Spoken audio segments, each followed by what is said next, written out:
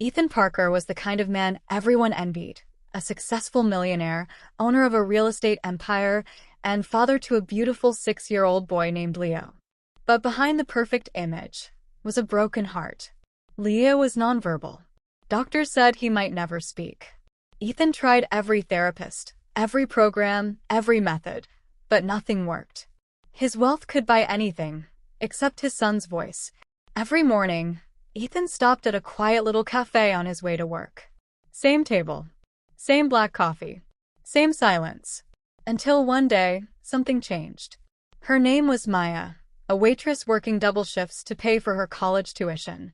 She noticed Ethan's little boy sitting quietly by the window, staring at his toy car while his father scrolled through emails.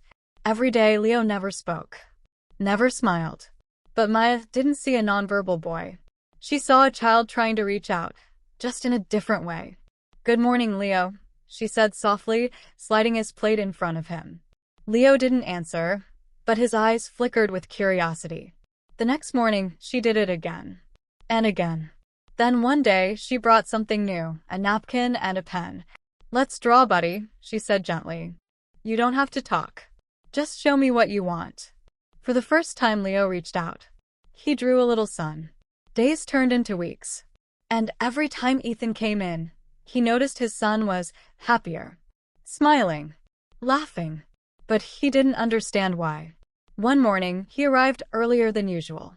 And that's when he saw it from a distance. Maya, kneeling beside Leo, holding a small flashcard with pictures. "Say it with me," she whispered. "Son." Leo tried. His lips trembled. "Suan." It wasn't perfect, but it was his first word. Ethan froze. His phone slipped from his hand. He couldn't believe what he heard. His son spoke. Tears filled Ethan's eyes as he watched Maya cheer, hugging Leo as he laughed out loud for the first time in years. Ethan approached her slowly. "Maya," he said softly, his voice breaking. How did you do that?" She smiled humbly. "I didn't do anything, sir. I just listened." That night, Ethan couldn't sleep. He thought about how someone with so little, a waitress working late nights, had given him something no doctor, no money, no therapy ever could. When Maya arrived at work, she saw a note on the counter with her name. Next to it, a small velvet box. Inside was a golden locket with an engraving, "Speech balloon for the voice you gave my son." And beneath it, a handwritten letter. "Maya, I built buildings, companies, and wealth. But you built something I could never build, hope. You didn't just teach my son to speak. You taught me to listen." Ethan and Leo. As Maya wiped her tears, Ethan walked in, with Leo holding his hand.